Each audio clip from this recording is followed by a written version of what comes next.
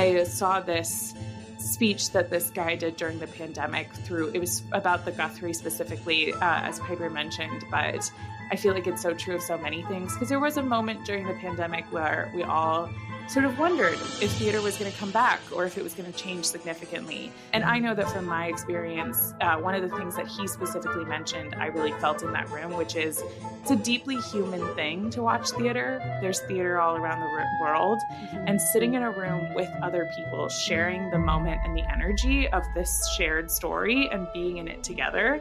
This was this is the second thing I've seen since the pandemic, and it felt really, really special to be able to be there, and it felt really special to be able to do it for Jane Eyre.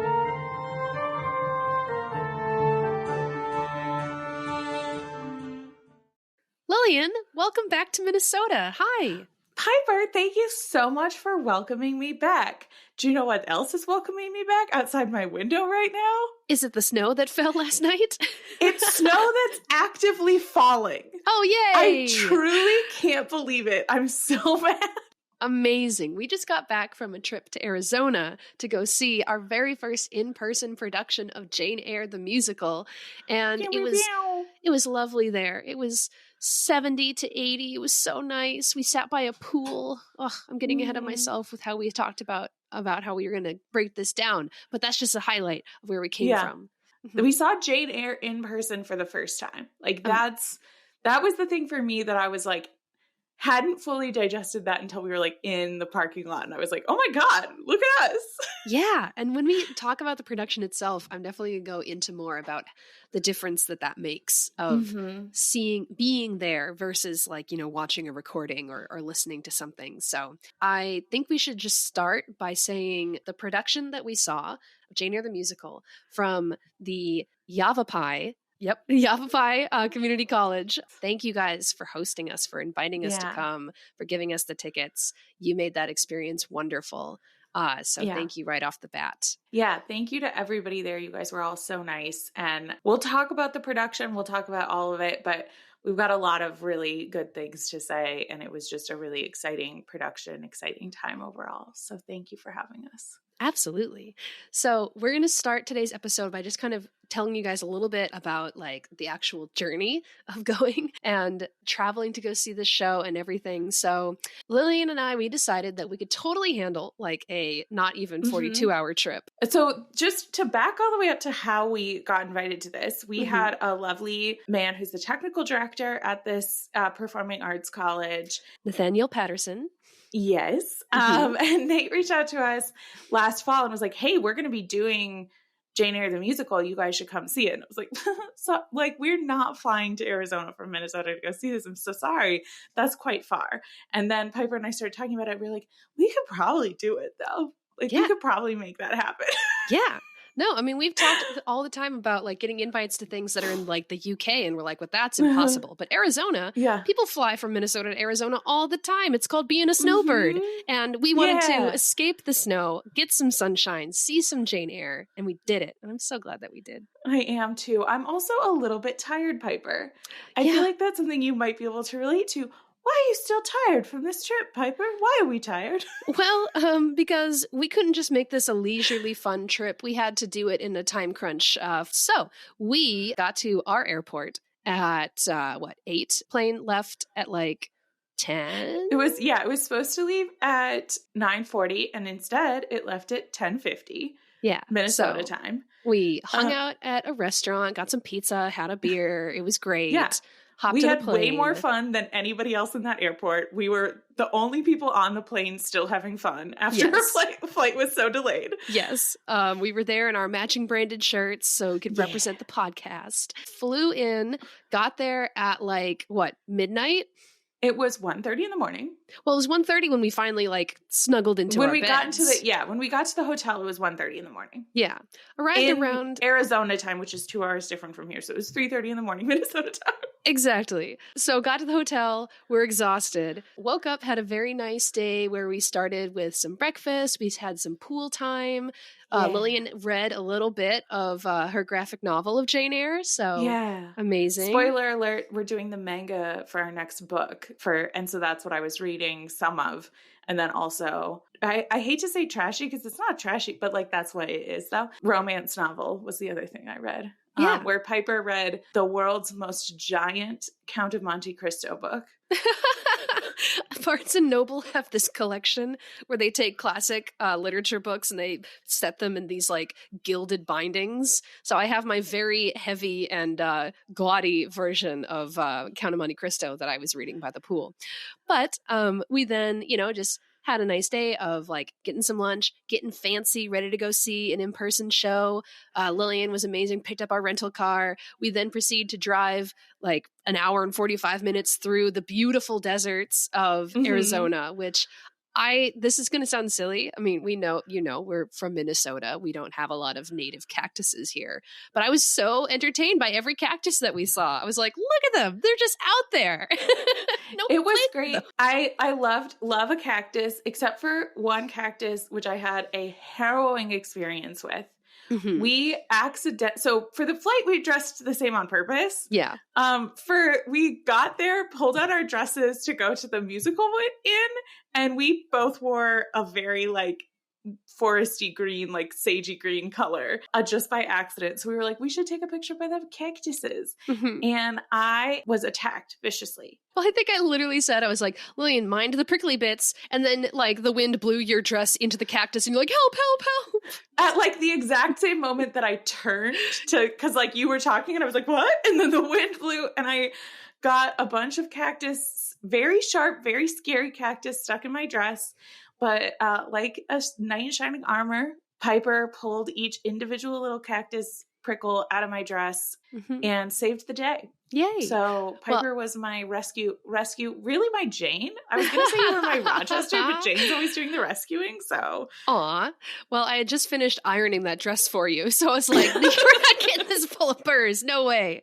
I actually felt, speaking of Jane Eyre characters that we related with, I felt I was the Helen Burns of this trip because not only had I just touched up my beautiful red hair, but also I had like earlier in the week asthma related stressor. And so now the rest of this trip, anytime I would laugh, it'd be followed up with a wheezing, an insane wheezing that makes me sound like an evil witch. Anybody who listens to this podcast knows we're a giggly bunch. Yes. So it's a lot of laughter and then Piper hacking for a little bit. Oh my goodness. Because I was trying to murder her. But as we had talked about when reviewing the Odd Socks production and how, insanely infuriating it is when someone is coughing in a theater, I didn't cough once in the entire production. I'm so proud of you. Yay. I'm so proud of you. Thank you. It was not an accident. It was very much, Piper put a lot of effort into like, okay, I'm going to time my inhaler so that I can take it now. And then I'm going to take some of this. And then I'm going to make sure to do all my coughing in the car before we get out. And she did a great job. And we did, there were two other people who did not put as much effort in as Piper. And they did do one little cough each. So embarrassing for them. Yeah. How dare they? But we're professionals here. Yes. Speaking and having good audio, that's what we do. So we knew how to handle this situation. But yeah, then we got to Yavapai and we met with Nathaniel Patterson, who is the technical director and in charge of scenic design for this production of Jane Eyre the Musical. Hello, Nathan. Nate, hi. Thanks for showing us around. You're listening. He did a couple of times mention things that like suddenly made me really nervous. Namely, he listens to the podcast regularly and is also like putting on a production of Jane Eyre. And I was like, you can't do that. We're just little goofs.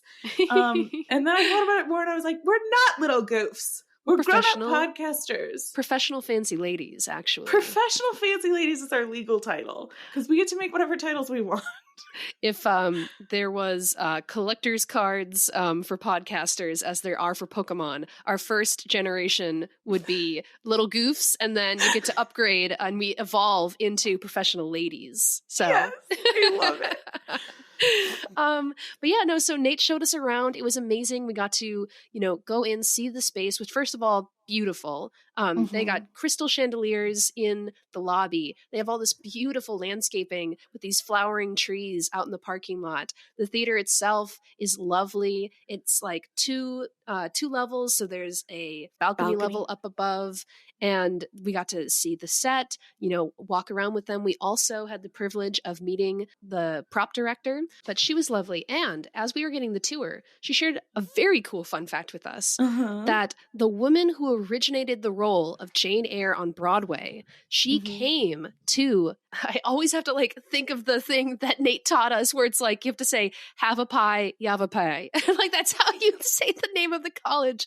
So thank you for knowing us so well that we need little rhyme schemes to remember things. But she came and she worked with the actors and the singers and helped them kind of figure out how to do this to the ultimate best that it could be, which first of all, amazing experience. I'm jealous. I loved her singing in the original Broadway recording, but then also it definitely paid off, and who knows if they actually needed it in the first place, but I just thought quality wise, the singing was top notch. And so knowing that a professional Broadway actor had some part in that is very cool. Because she also has been involved. I've seen her involved in some other Jane Eyre musical related things. They did a 2020 virtual production of Jane Eyre the Musical, and she was involved in producing that during the pandemic. So I think it's still, and it sounded like she was involved in helping the writers create the music and all of that stuff, which is very cool. Wow. So obviously she is a Jane Eyre file, like many of us. Catch the bug and then you just kind of stay around forever. So yeah, hooray. Obviously we understand what it is to be sucked into Jane Eyre until it becomes a giant part of your life. So we got to see backstage. We got to talk with them, ask them some questions. We were brought even farther back into sort of the workshop where we got to see the artifacts and remnants of past productions, which clearly Yavapai Theater, they go all out, and including from other shows, making a functioning train that they use. It's street legal. Yeah. So you can drive that. They built and it's not quite as big as a whole train, but it's giant. It's tall. It's you have to climb onto it sort of situation. And it's apparently built on a golf cart. So you can take it out and drive it around. And my headcanon now is that is Nate's car, and he just drives it around. So you go to Prescott and you see somebody driving around a giant train made out of wood on the streets. Wave, that's Nate. Say hi from us. Exactly. So that was just so cool. And then right before we left, they were testing their fog for the fog effect of the show to make sure that it doesn't pool into the orchestra pit. Yeah. So both cool, spooky, functional, and considerate. But yeah, we grabbed dinner at a place that had a lovely view of the valley. And then, Lillian, it was showtime. Yeah. And some of the cool things that we got to, when we got to do that tour, it was really fun to get to talk to Nate about what his inspiration and choices were. For example, I know that he mentioned that knowing the National Theater production, he had really stripped down the set and had really brought it back to every time they were going to do something bigger, he was I brought it back smaller and smaller to let other things happen. And they did some pretty cool things, which we'll talk about as more in the production part. But that was a really cool insight to have. And then he also mentioned that he pictured it as sort of this abbey that's physically falling apart. So a lot of the inspiration for the way they built the set was sort of a reflection of the way Thornfield is sort of almost crumbling with all of the spookiness and secrets inside, which I thought was really interesting. Absolutely. Choice. And I actually have a direct quote from here about this. Thank you. You're welcome. And you got it pretty close, but I was he's saying some really cool stuff here and I don't want to miss out on this or misquote him. So in talking about sort of inspiration for how he approached the set design, Nate said, the Gothic nature of the story, Gothic in terms of the genre, stand out in the dark, moody atmosphere of Thornfield Hall, its shuttered windows, labyrinthine layout, and dark secrets. I looked at the real Thornfield and wanted to build it as a ruin, a visual metaphor for the lies and secrets slowly destroying the estate. Very cool, Nate. That definitely came through. One thing that really stood out to me, like I noticed this when we were walking around the set beforehand, but then, once it's actually in the show itself and it's all lit the way it's meant to be seen, I liked especially the way that the individual sort of like brickwork and cobblestone that made up the exterior of the estate, it didn't come together as, bricks in a building normally would, like puzzle pieces joining. It felt like it was haphazardly put together in a very intentional, chaotic way. And I think that also kind of shows through sort of like the madness of like who built this place or who resides here and made it this way. So that was very cool to see.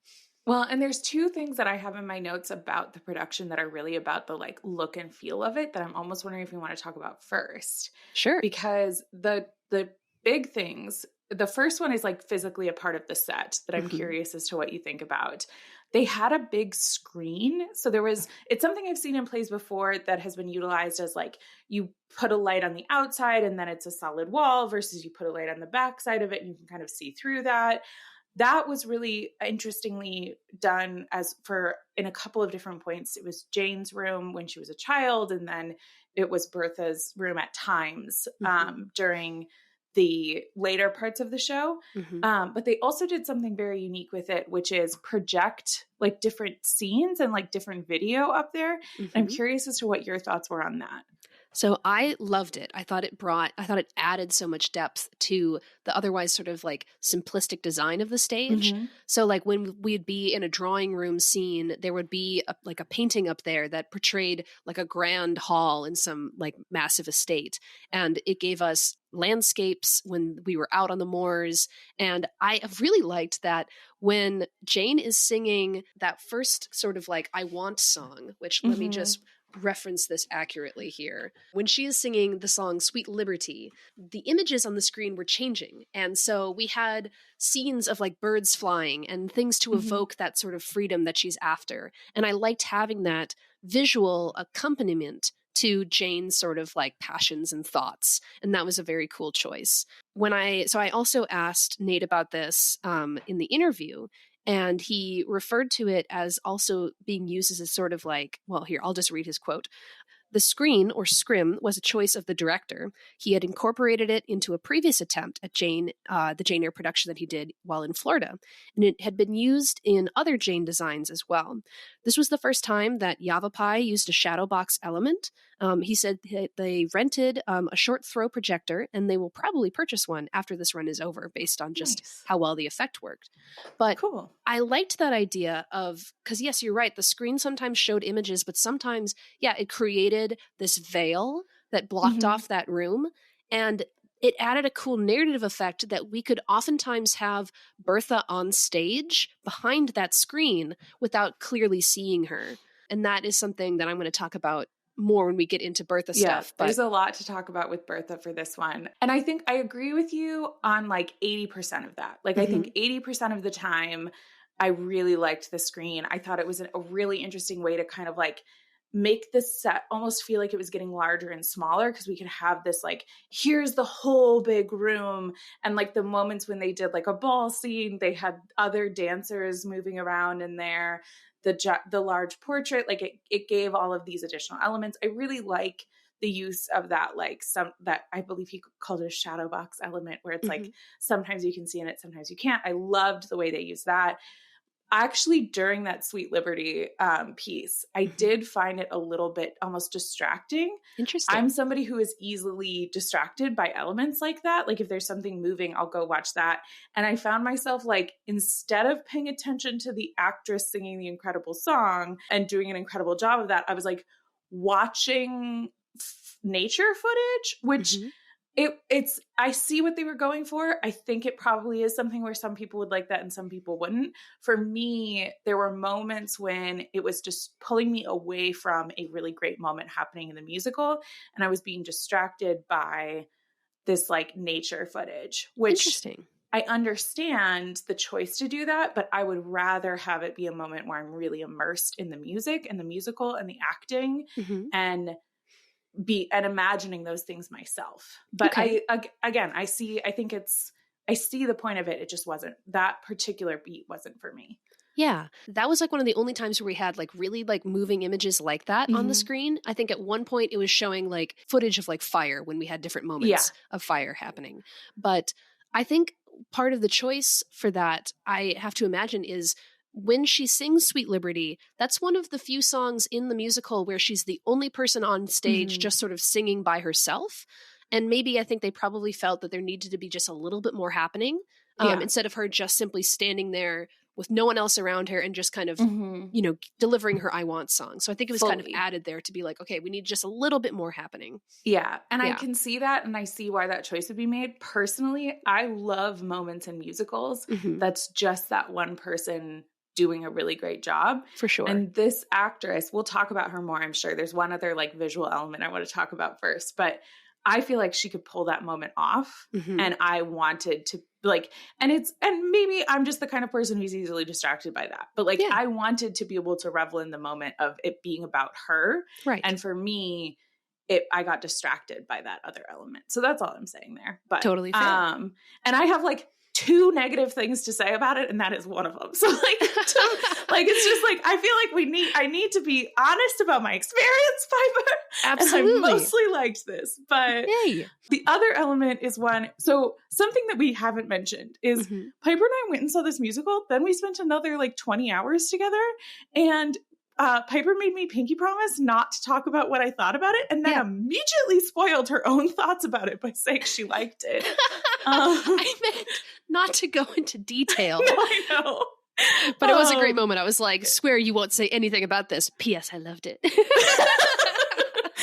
But one thing that we did both sort of like as it happened on stage get really excited about was they had their ensemble, like the additional members of the cast, essentially act as an additional part of the set. Yes. And they were dressed in these Shrouds. dark cloaks that had what looked to be black feathers on them. And it did this really interesting way of like reflecting the light. So they felt like they were part of these different spaces when they were the Moors versus kind of ghosts in a graveyard is how they're initially introduced. And they had these veils, these cool white veils fully encapsulating their heads, which I believe at least having an ensemble is part of the musical because they had lots of lines and things. Yeah. But the way they did it felt very cool to me. Oh, I agree. They were like one of my favorite parts. Yeah, the shrouded figures moving around. It also confirmed a theory that I had because when we first talked about Jane Eyre the Musical, we didn't actually get to see a recording of it. We were going off of just the album soundtrack.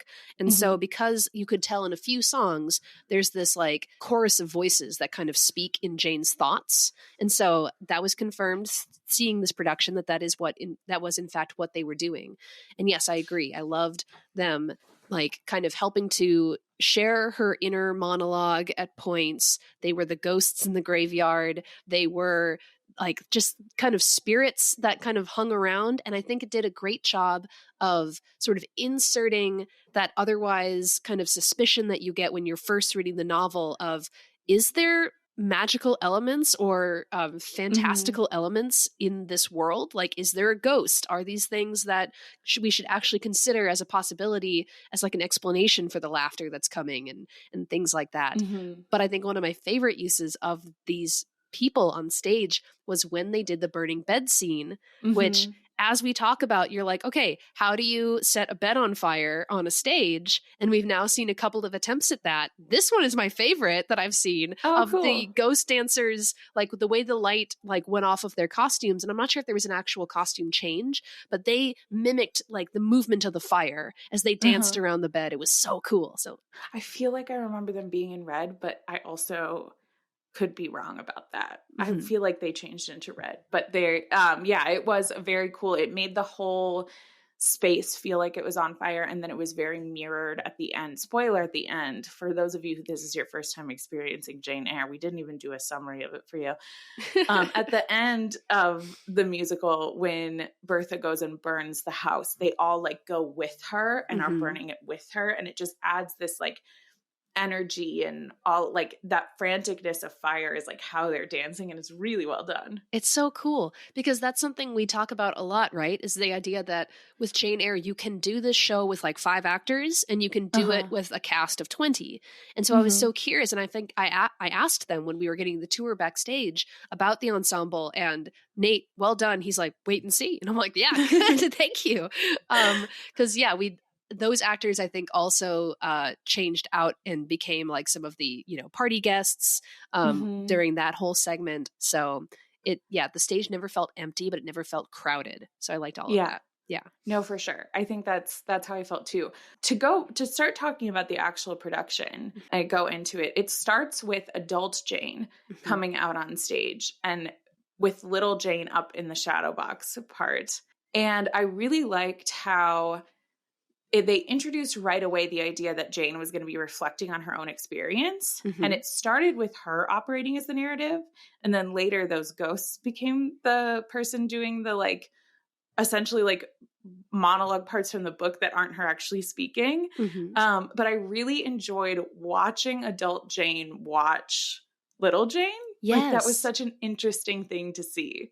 And I feel like we've had some moments of that in like the ballet, for example. And it's a great visual, like a great visual storytelling technique of, you can see her looking back on her younger self.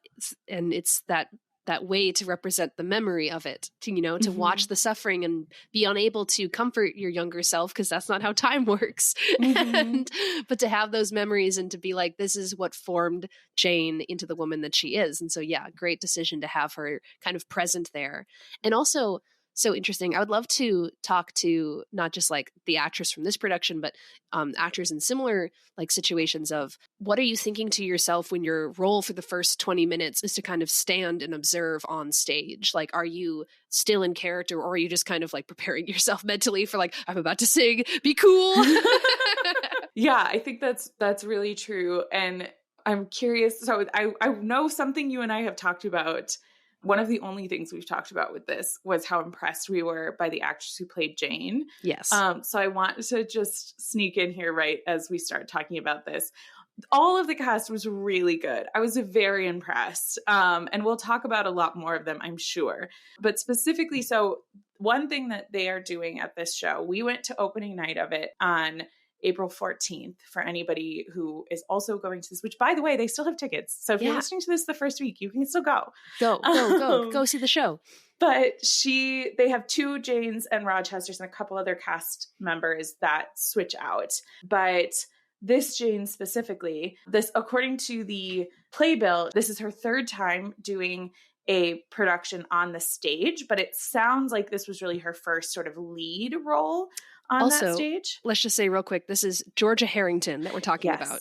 Georgia Harrington. I was going to say her name and then I got too excited and I forgot. Yes, Georgia Harrington.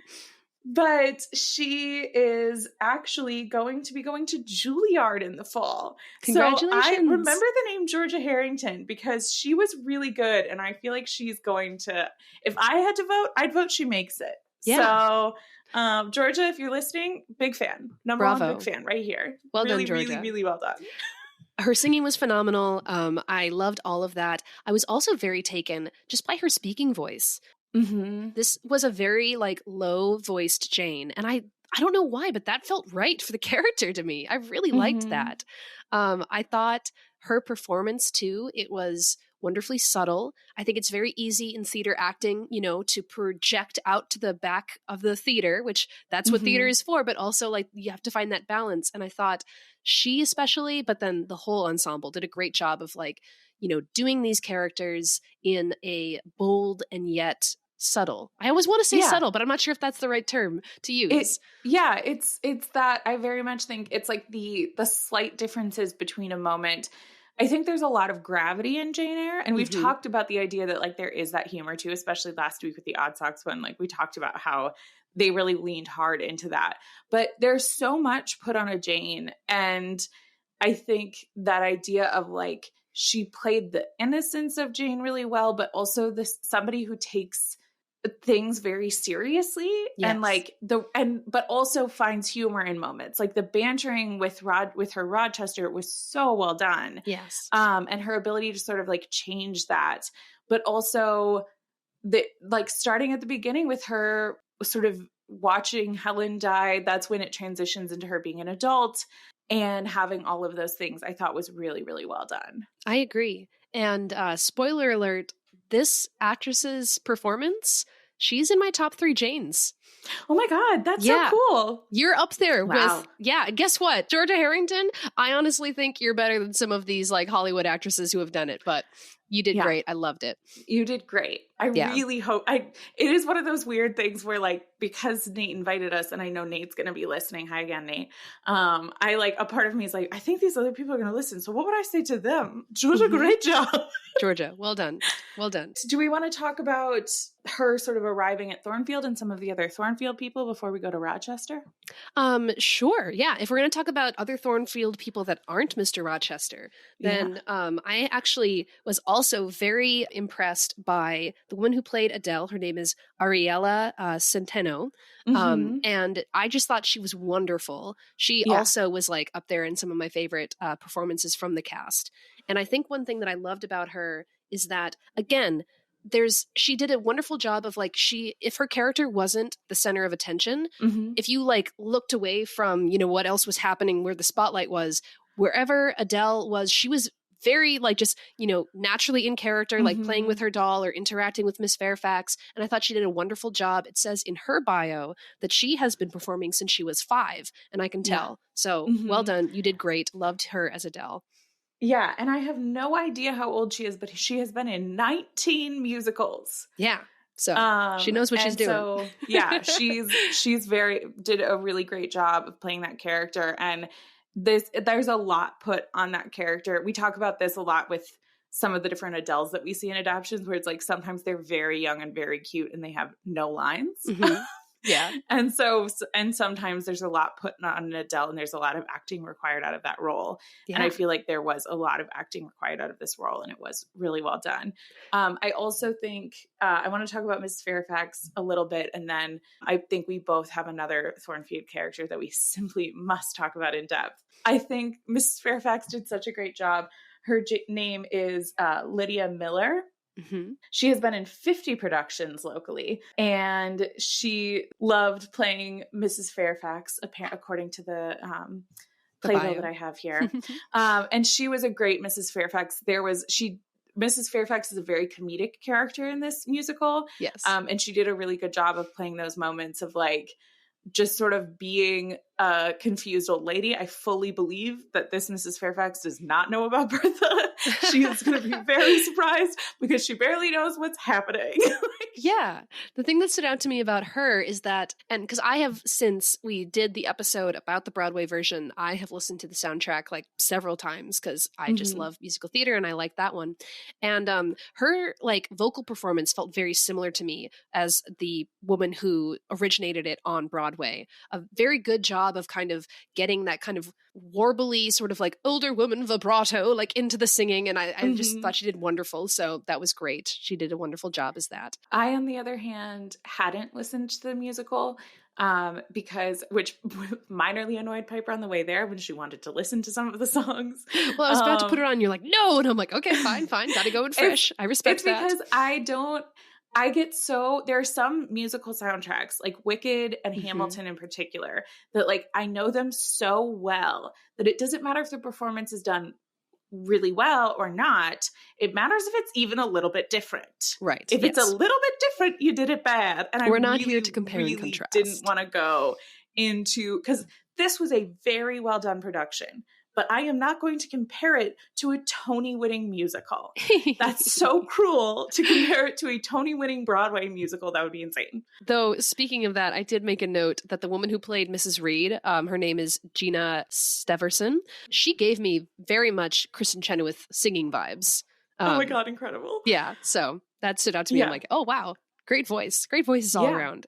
For sure. And so, but all of my takes currently on this production are absolutely this production. And there were a couple of things that like came back to me really vividly, because it's been not quite, but like almost a year since we listened to the musical the first time. Mm-hmm. And I listened to it a little bit after that, but as soon as we knew we were coming to this, I stopped listening to it. And so it has been quite some time since I had heard this music. So just kind of along that line, I feel like this is a pretty common experience for some people who, you know, a Broadway show comes out that you're excited about, but either you're not in New York or you just like don't have like the time, or it's like out of your budget or whatever to go see it. And so you're like, okay, well, I want to enjoy this, so I'm going to listen to the soundtrack. And unless it is a sung through musical, which means that literally the way you hear it on the album is the way that it's done on stage. There's no like moments in between where actors are talking or doing a scene, like, which is the case of Jane Eyre the Musical. It has moments in between the songs and scenes. And so that was one thing that was so fun out of getting to see this show, is getting to see what happens in between certain songs. And so it's like a whole new way of seeing it. And it, like I kind of mentioned before with like, I think the ensemble is doing Jane's monologue, but I can't confirm that. There were a few things where I'm like, I had hypotheses based on the soundtrack that then were either confirmed or denied by seeing the production itself. So very cool to like have that now complete picture. I think we've waited long enough to talk about maybe the most important character in Jane Eyre the Musical. And he was somebody that we loved so very much that we couldn't help ourselves. We started talking about this character during the production. And he was an incredible actor named Louise Tovar. Is that how we're pronouncing that? Louis Tovar? Louis or Louise? Probably would be Louis Tovar. And he was incredible, and he played a character that is unique to this production named Robert. Piper, tell me a little bit about Robert.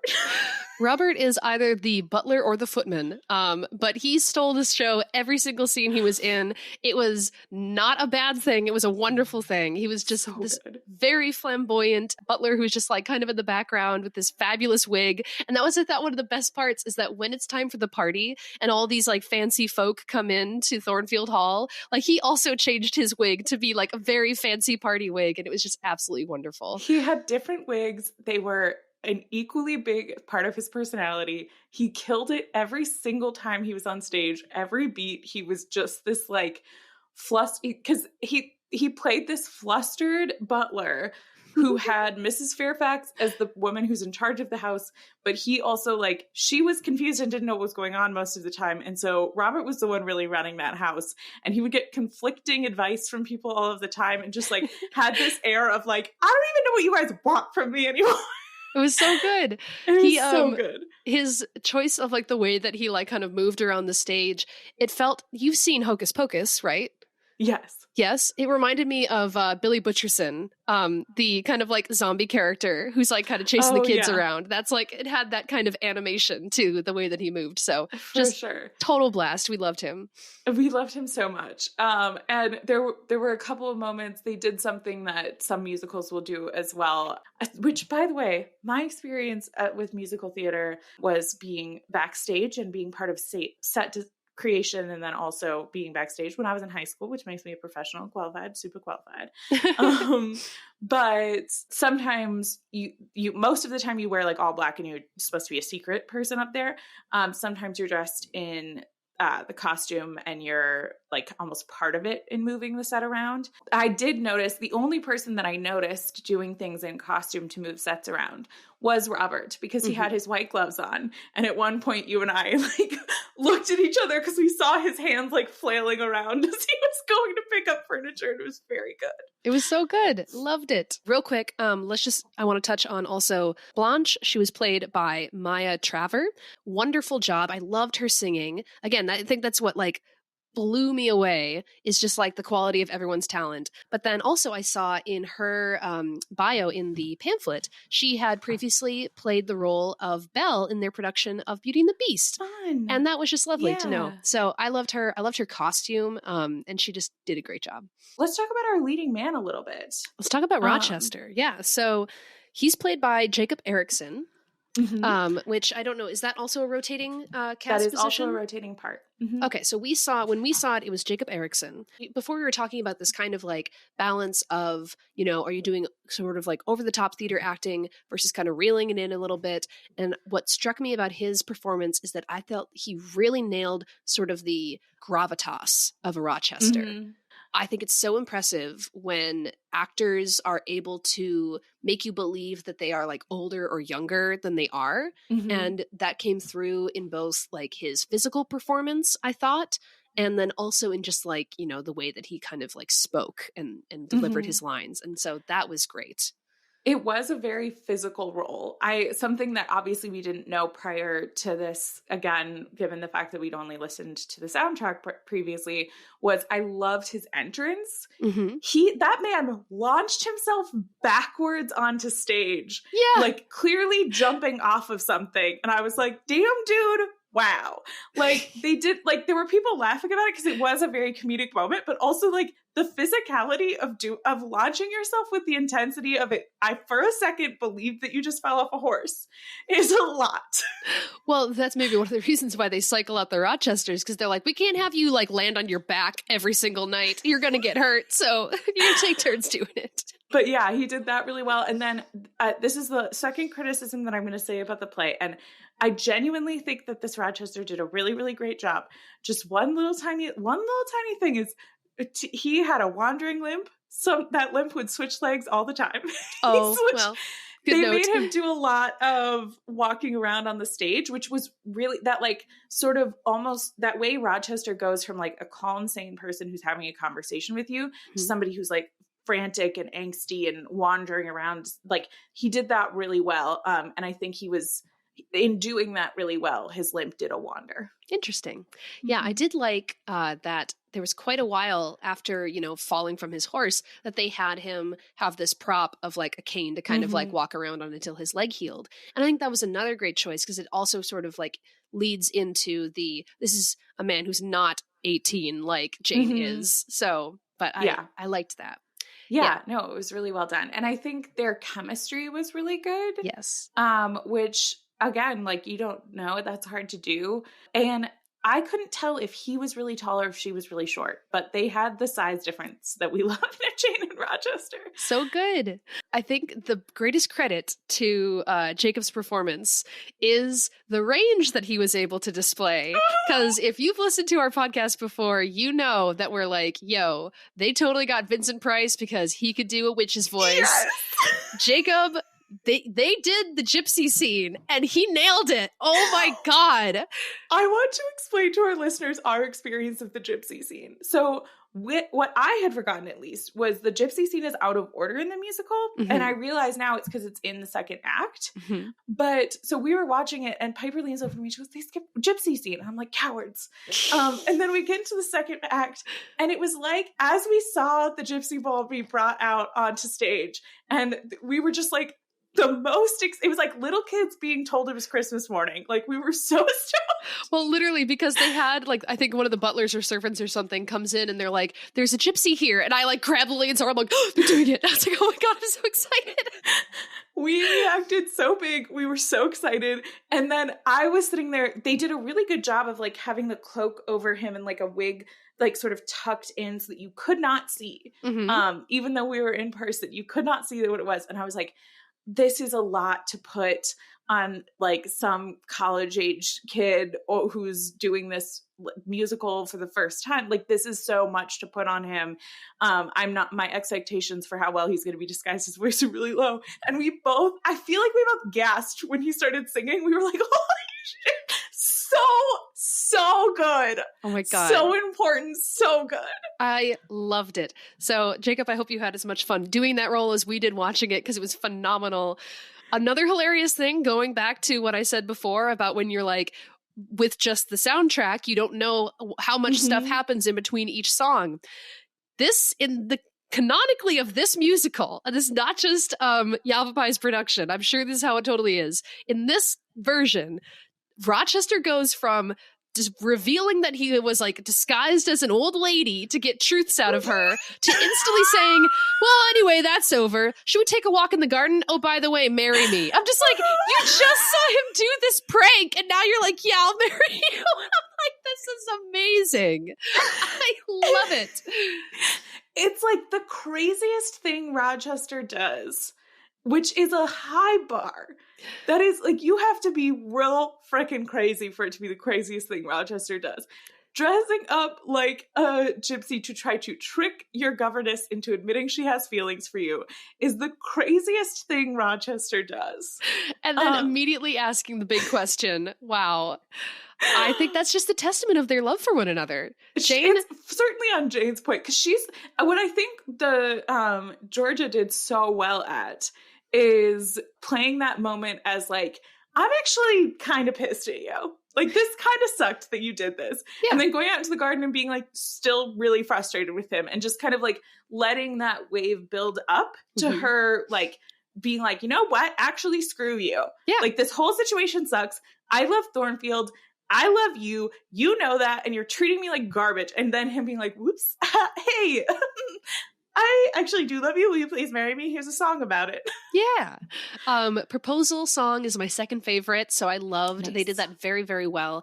And I was racking my brain about this because I was waiting for, when we talked about the original musical, the thing that bothered you so much is that they have that line where Jane refers to herself as a bird. I don't remember her. She does sing that in this one? Okay. Yeah. There were a few things where I felt like I remembered them differently from the original thing. So I didn't know if they had made some changes. I think it felt a little bit more, like it felt less jarring to me because A, I knew it was coming. Right. And B, there's so much more happening, and like the way she plays it, and like, and I do think one of the things that Nate had mentioned when we were talking backstage was the idea that like he and the director had these two like kind of key pieces that they thought were important to their vision. Nate's being this like gothic element of it, and the director's being, this is the story of Jane kind of clawing herself to a place of freedom. And I think that that is an intention in the musical. And I think that that was really interesting to have that insight and see that differently kind of throughout this musical. Those seeds are planted really intensely. And so that slight difference in that particular line makes a lot of sense to me as a choice. I still disagree and think it's a bad job, but not a bad job done by the production. No. They made me believe it a little more. Yeah. Just a bad job done by those original goofballs who wrote this thing. Which, by the way, since we're talking about the director, this was directed by Craig John Ralston.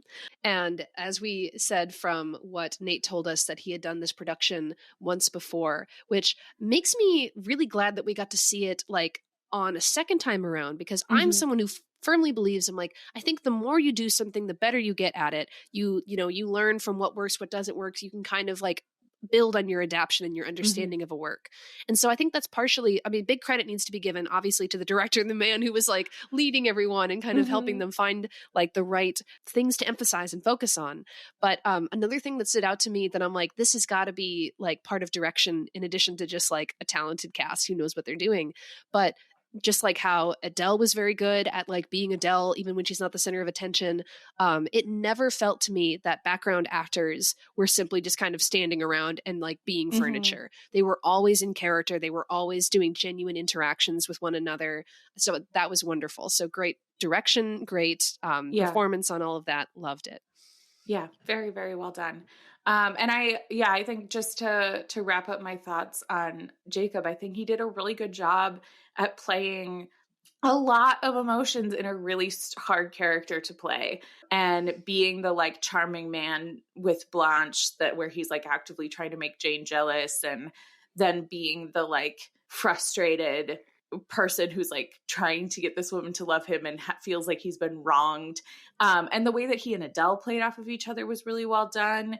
The moment when he gets really mad at Adele and Adele looks hurt and leaves, and that moment was really interesting to me because it's so different than a lot of the adaptions that we've seen, because Adele is actively being a problem. Yes. And then he comes in and yells at her. And that's, I think, interesting because it makes the choice to yell at her more sympathetic. Right. And then it makes Jane's defense of Adele almost more kind. Yeah. Yeah. No, great choices there. I think we need now to talk about Bertha. Yes. Oh my God. Yes. So yes. One thing that I loved, which if you're going to this production, you should keep your eye out for this. The first time that I spotted Bertha was she was creeping around, not even like on the stage itself, but kind of like off to the right side of the auditorium, sort of like spookily kind of making her way up the side stairs and then slipping backstage. And so she made several very cool kind of subtle appearances. And as we've talked about in other productions and other adaptations, I love the decision of having Bertha physically present to be this real life ghost, just kind of always haunting, especially Rochester, to be like, don't forget, you're flirting with these ladies, but you're married to me. And so that was very cool. So spotting her there early, I was like, oh, that's fun. I love that. Her costume specifically, which there's a few costumes that stood out to me, but her costume specifically, it was an itch in my brain the whole time we were watching it because it was so familiar to me from like a specific adaptation. And I did figure it out, but I'm curious if you had the same thought as me. I was thinking of the ballet one. The ballet. It looks so similar to the ballet one, which is probably my favorite Bertha costume because it's such a great job of like, it just feels very Bertha that she's wearing a very fine yet ripped dress that is like such a reflection of this like beautiful thing that has been torn and way overworn and not treated well and all of these other things. Just like Bertha herself. Just like Bertha herself. And whenever I think about that costume from the ballet, I think about that amazing line from the costume designer where they're like, there is not a single finished edge on this. Every part of it is worn and torn and has seen and experienced hardship. And it's like, it's so good. My other favorite Bertha moment. Okay, I have two more. I loved that when there was the dance happening at the ball, we see like kind of in the shadows, Bertha climbing the stairs of the tower, which we didn't talk about before. This is a multi-layered set, which for me, I always love to be able to see actors getting to go up and down and interact with it in that way. But so Bertha climbs the tower, and as the dancers are having their ball, she's up there waltzing with her own veil. And I'm like, that was so cool and sad. I loved that. Julianne Woodsley was Bertha on the night that we saw her. And she did an amazing job. She was in Hello Dolly at their production and has been in some other things. And she has been studying theater for quite some time and did a really, really great job because that is a hard role to play well. We talked about the physicality of Rochester. The physicality of their Bertha, she felt very similar to the clips that we've seen of the ballet Bertha, who's one of my favorite productions of Bertha is Bertha in the ballet. And the way that they had her haunting the stage. They had her have this physicality, the moments where she like seems sane and sweet and goes from hugging Rochester to not just like clawing at Jane, but like fully, he lifted her up as she kicked out her legs and like an animalistically tried to attack Jane. And it was really, really well done. Well, it was wonderful. She like leaped on him. And it was this like kind of grappling moment and they just all went for it. And it was like very well done. I agree. Yeah. There was also a moment when at the wedding itself, do you remember this? That Bertha like goes up there and she takes Edward's hand and like kind of places it into Jane's. And it was almost as if like, I kind of interpret that as Rochester is almost kind of remembering. He's like, I've been here before. I've been in a church. I've stood at an altar. I've took a woman's hand. And so her to be present at the wedding in that way was very cool. She follows Jane out like maybe a step or two behind her as Jane enters the stage after everyone else. And it was so reminiscent of the ballet to me that it made me desperately want to know, like, was that a choice that the director and the team made to mirror a different production that had this really great, interesting element to it? Or was that also in the musical? Yeah. And it's just these different, and maybe these different productions have all been influencing each other. We talk so often about adaptions being in conversation with each other, but it was one of my favorite moments that we've been able to see from the ballet. And I loved seeing it incorporated here. It was so, so interesting to watch because Bertha is so a part of those moments, and having her represented visually like that is so great. Absolutely. I think the one thing that I was a little like not crazy about was I felt the reveal at the wedding was a bit too I don't know, it felt a little anticlimactic to me. And It maybe felt it's a little because bit rushed. Yeah, it may be because I've seen this like story 1,000 times, and so when the truth is revealed, it's not as shocking to me anymore. But yeah, I felt like there wasn't quite enough pushback from Rochester. I would have liked a bit more of that. Like, I don't think he said the line where he's like, even if that certificate is true, it does not prove that my wife is still alive. I don't think he had that line in this production. Which they immediately, because they had Mason be the one to do it. And so he comes in and like, I feel like that's a script thing. Like it didn't feel, it felt more like a script thing where it's like he comes out, Mason comes out and goes, this is what's happening. And then Rochester goes, damn, I've been caught. Let's go walk up this staircase and meet my wife. And I'm like, try a little. Yeah. Somebody walked in. He didn't even have, like, the moment for me is like when Mason comes in and says, I declare an impediment. And I feel like I want a Rochester to be like, just keep going. Ignore this guy. Mm-hmm. It's like, shut up. This guy's not important. Say man crazy, and wife. Right? Man and wife. Exactly. So then, okay, this is another thing that I'm sure we talked about this when we did the soundtrack before, but it's very interesting to me. I always, I like when they make significant kind of changes and do different things. So this production, this like the musical in general, does not have Jane go away to take care of her aunt and then come back to Thornfield.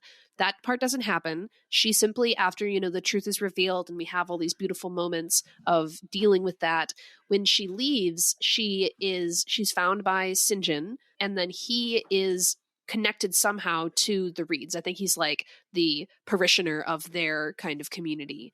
And it's there where she finds dying Aunt Reed, and she inherits her money, which again, I think this comes down to the people who originally wrote this musical. Aunt Reed would never give her a cent. So, never, ever. Not even for a second. There's just no way. Yeah. But we did get a death bonnet, which is another moment in the show where I leaned over to Lily and I'm like, death bonnet. And we're like, oh. Yeah. It's if we influence Nate and then ultimately the production in any way through our podcast, I truly hope it's through the death bonnet. Yes, absolutely. He's like, apparently this is significant, so do it. It matters a lot to these people from the press that we're bringing, because we were the press at this production, you guys. Yes, we were. But quick note, St. John was played by Isaac Jackson, who did a great job. He is also the dance captain. Oh, awesome. So I wonder if he was maybe out there during some other parts of this. That is also a rotating role. So he plays different characters on different days. This was the kindest St. John I've ever seen. I didn't hate him, and they left on a good note, and I liked that. Right. I was like, oh, that's nice. He's not like a mean creep. But again, and that's kind of changing like the point of the story, but it's nice to see not a horrible St. John. So, yay. Well, and it's sort of one of those things where I give them a little bit of a pass when it's a pacing situation. Like, the rhythm and the pacing of a musical is so different, and needing to build to Jane's song when St. John, like, honestly, having St. John be a dick for 20 minutes during this production would have ruined it for me. Yeah, no one needs that. I hate this, and I hate St. John.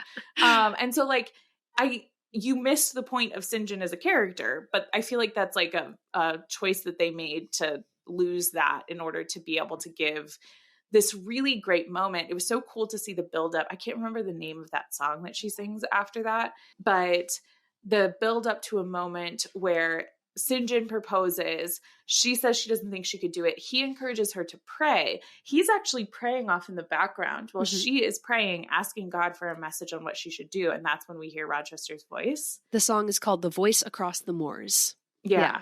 Which was so well done. Like, it was so good. It was so interesting to me.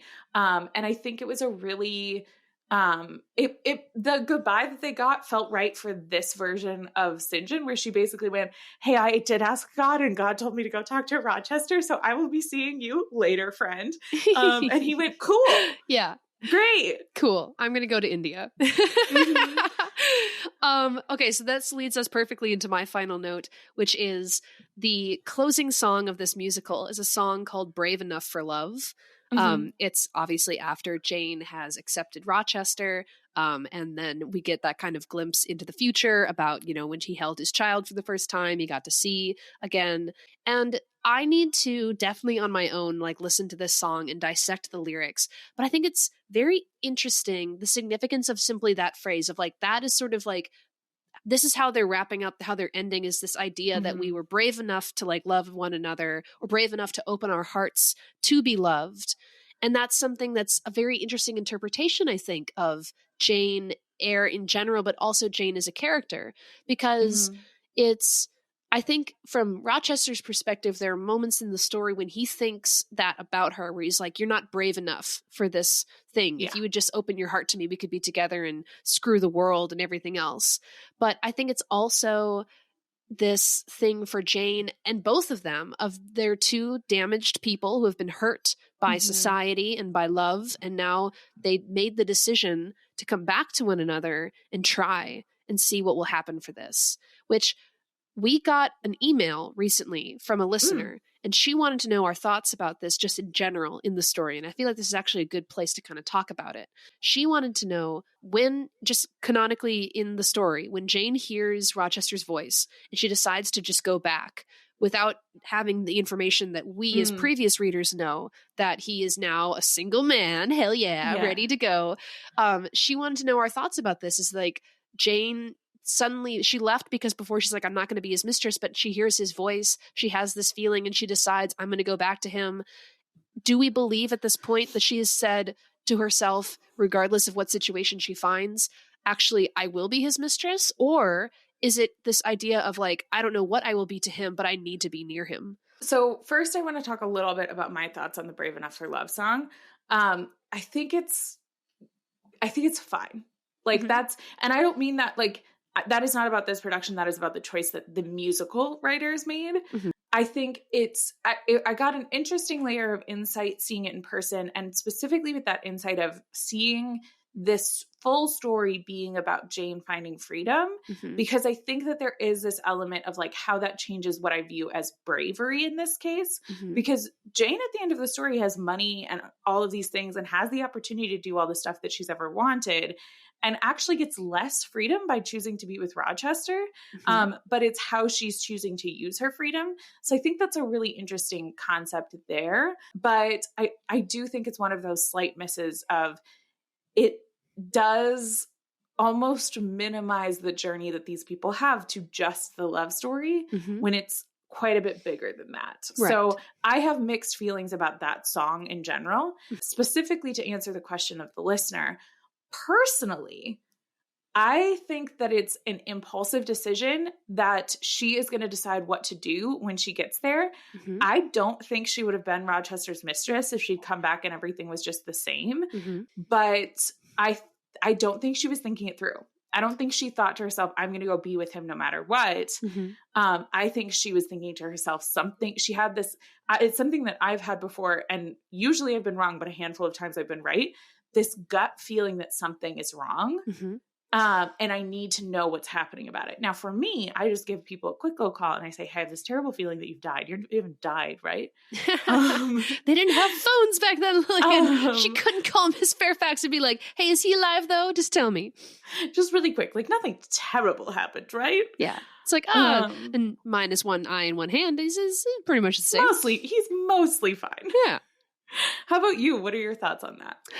I think it's a moment of impulse, because I think that is one of the genuinely like supernatural moments in the story is her like hearing this voice and everything. And what was so significant to me about reading about it in the novel is how much emphasis there is on this like spirituality and this idea of faith that surround that moment, because literally as this is happening, St. John has his hand on her head, which in the novel, I don't like the way that I visualize his attempt to control her. In the novel, St. John sucks. Yes. And he's literally trying to be like, let's pray that like, you know, your faith will point you in my direction or whatever. But instead, that's when I think she opens herself up to that kind of vulnerability that this magical thing can happen to her, that she can hear this voice and she can know this is what my heart wants, this is where I kind of need to be.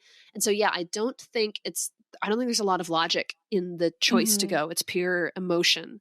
But then I often think about when she's there and she's talking to him, and I think in the text, it's her kind of sort of like teasing him in a way when she says, I will be your nurse, your neighbor. I will build my house so that my door is like immediately up against yours and all this stuff. And he's like, I don't want that stuff. I want a lover. I want a companion that is more than just friends. But I think that is something that I think she would go there with the intention, if Bertha was still alive, she would go there with the intention of being this friend, this neighbor. But again, like we say, if he's allowed to touch her and be near her, the walls are coming down. I don't think she's going to be able to resist that. And she would fall into temptation in the mindset of that time, into the sin of going in, of becoming that.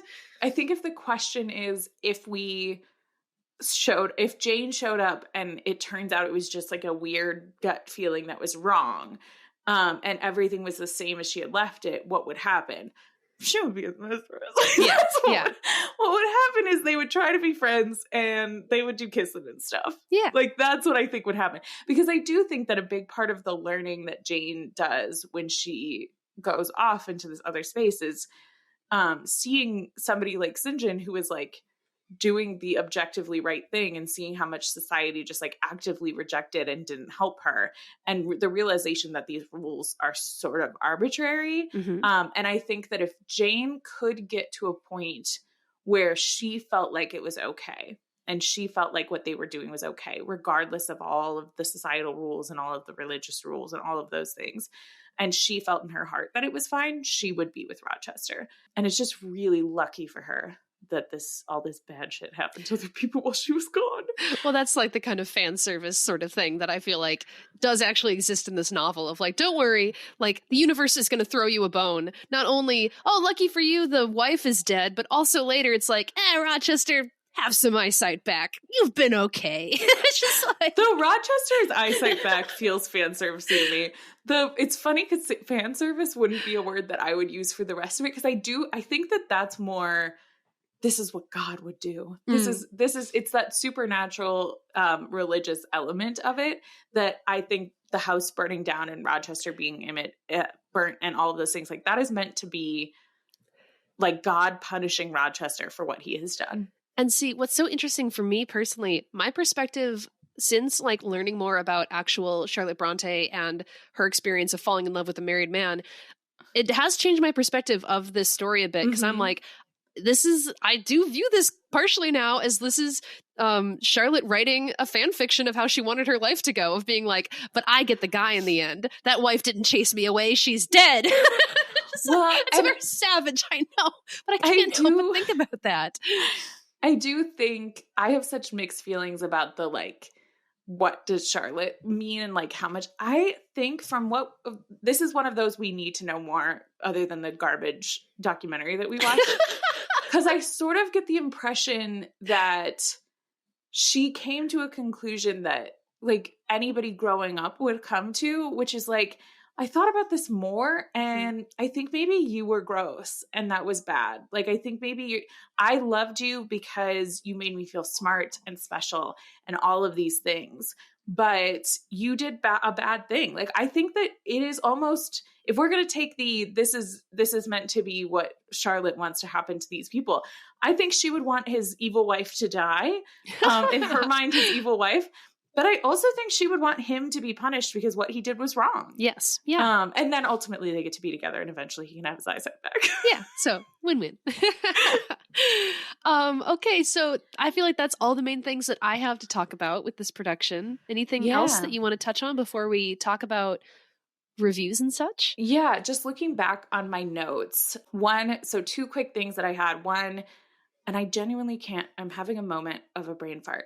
I can't remember if you mentioned Bertha dying, the way they did Bertha dying in this. No, I didn't, but that was a cool effect too. So they had two towers that were essentially supposed to be the same space depending on what scene it was. Bertha lights the Thornfield on fire. We talked about what that experience is like. And then she climbs up into the tower, and then we watch her fall backwards out of the tower, which was really well done and a very cool moment. But another Bertha moment is, I always love a parallel between Jane as a child and Bertha, and the parallel of they literally had her in the same room. Yeah. And called, there are moments in the musical that it is called Jane's attic room. Yeah. And Jane has a song where she's singing about her child self and talking about a girl in an attic who just needs love. And I think the parallels they did, because later that is Bertha's room. That's where we see her attack Mason, all of those things. I thought that was really, really well done. Absolutely. No, loved it. I'm thrilled that this was our first in person because I had no idea what to expect coming in. But I mean, so I'm used to the theater community here in the Twin Cities with both things such like, you know, the Guthrie Theater, like that's got national renown, but then also just like going to a lot of community theater productions around here because it's something that, you know, people are very passionate about. And I just recently saw some community theater stuff, and I'm used to community theater being a bit more kind of like no one's expecting a lot. These people are doing their best and they're having a ton of fun, and that's what I love about it. Yavapai, that was way up. That like shattered the roof of what I was expecting for her quality. So I am delighted to have been there, to have this invitation to get to see the opening night too, because that's also something special of like, that's that first time like real performance. And we got to be there for that. So thank you for the cast, the crew, Nate, for inviting us. Oh, I have to do a shout out as well because another thing, there was a live orchestra. We talked about them like doing the tests that they wouldn't choke out the performers in the pit. So shout out to Dr. Joshua Harper, who is our orchestra director. I saw your little conductor hands waving around throughout the performance, and it brought me such joy to be reminded that was actually, that music was coming from the room we were in. I think my wrap up that I want to do, we've talked about this a lot when we talk about theater, is there is such a different experience of being in a dark, enclosed space where these actors are actually there with you and they are projecting their emotions out to you in the audience. And so being able to actually be present for people interpreting Jane Eyre and living as those characters was very special. And it elevated the experience beyond, you know, just, you know, seeing a movie or reading the book or doing these other things. So wonderful. Yeah, I completely agree. Like, huge thank you to everybody there for having us. Every single person, we obviously called out quite a few people, and I would just fully read the entire program if that made even a little bit of sense for a podcast. But truly, like, I know how many people and how much work goes into building sets like that, working on this music. Like you mentioned, that whole orchestra of people playing music for this. Every single actor, everybody on the crew, everybody doing lights and sound for it. I know how much work that is. And you guys all did an incredible job. And it was so special to be able to be invited there. And a note on that idea of theater and being together in that dark space and having that community, that is something that is so special for something that is so special to both Piper and I as Jane Eyre. I saw this speech that this guy did during the pandemic it was about the Guthrie specifically, as Piper mentioned, but I feel like it's so true of so many things, because there was a moment during the pandemic where we all sort of wondered if theater was going to come back or if it was going to change significantly. And I know that from my experience, one of the things that he specifically mentioned, I really felt in that room, which is it's a deeply human thing to watch theater. There's theater all around the world, and sitting in a room with other people, sharing the moment and the energy of this shared story and being in it together. This was this is the second thing I've seen since the pandemic. And it felt really, really special to be able to be there. And it felt really special to be able to do it for Jane Eyre. Yeah. So thank you guys. On that note, let's do a rating. I have been waffling between an 8.5 and a 9, but after what we just said about like the emotions of the experience, I'm giving this a 9 out of 10 chestnut trees. And that's a cool little secret thing that we got a little inside behind the screens about from this production. They built a whole chestnut tree to fall. It just didn't work out, so they swapped out that prop, but we got to see the corpse of the tree that would have been. Well, I think they changed the staging of things too. Like it would have been a bit much to have on screen, and they did this very cool thing with lights where they were using a tree there, which was cool. I'm going to do 8 out of 10 Georgia's. Alrighty. Because I think she did such a great job, and I genuinely think that it felt, there was a couple of moments where I was like, I think she's going to be famous. Are you going to use the state of Georgia as your, or just like? I think so, because nice. It feels really intense to say 8 out of 10 and then put a person's face next to it. Sure does. Because I think Georgia was a 10 out of 10. And it's just the combination of like, what did I think of the production? What do I think of Jane Eyre the Musical in general? And all these other things. Mm-hmm. But my experience was a 10 out of 10.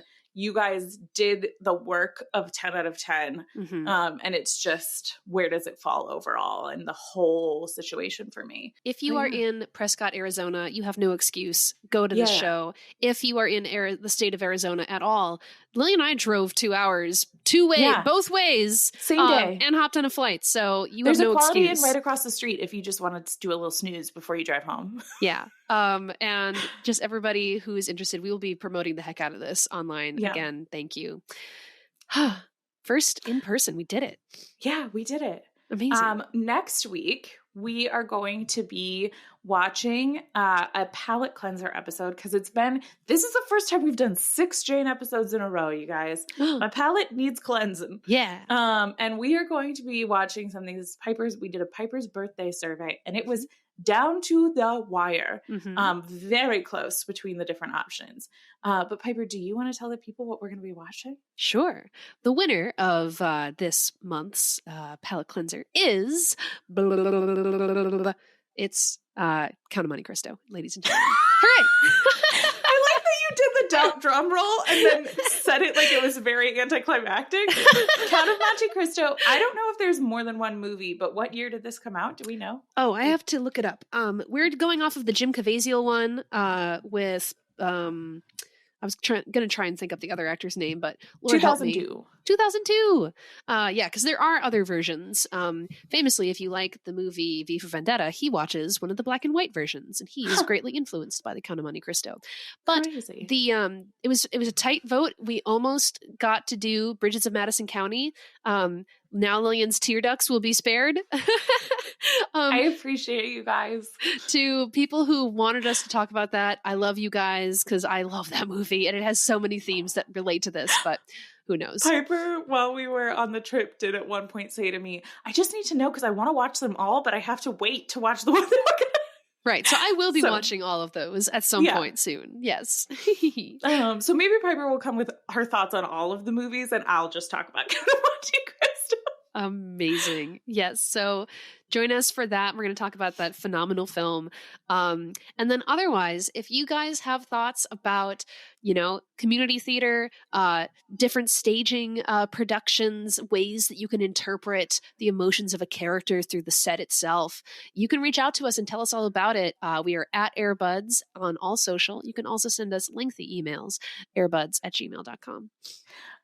If you are interested in more of seeing our travel experience, sometime in the near to distant future, Piper will be releasing on our YouTube a kind of compilation vlog of our travel. Yeah, travel vlog, baby. We will have a longer version of that for our Patreon, and our Patreon also is going to get a big dump of pictures and stuff like that this week. So if you are interested in knowing more about what goes into creating Eyre Buds, if you want to see episodes with our little faces, if you want to take quizzes to see how much you know about Jane Eyre adaptions and Jane Eyre the book, all of that can be seen for the low price of an amount of money, because I can't remember all the things I said, and there's different tiers. $3, $5, $3, $8, $15. $3, $8, and $15. Yes. Which once again, hi Katie. Katie. Thank you, Katie. Jane, you're the best. Jane level patron. We love you. We love you, Katie. Also, Piper will still do that rap if we get even one more Jane. So if you want to hear Piper's Bertha Got Back, we just need one more Jane, and she will do that and put it on the Patreon. Boy. You say something in a moment and then I hold it to you, and that's our whole friendship. That's for sure. Yes, indeed. But yeah, if you don't have pennies to share, then share 5 stars, because 5 stars are free. And 5 stars in your, and what's the most recent theater production you've gone to of anything? Yeah. Exactly, because we'd love to hear all about it. So thank you guys for tuning in. Join us next time for Count of Monte Cristo. And until then, happy Jane Eyre reading and watching. Bye. Bye.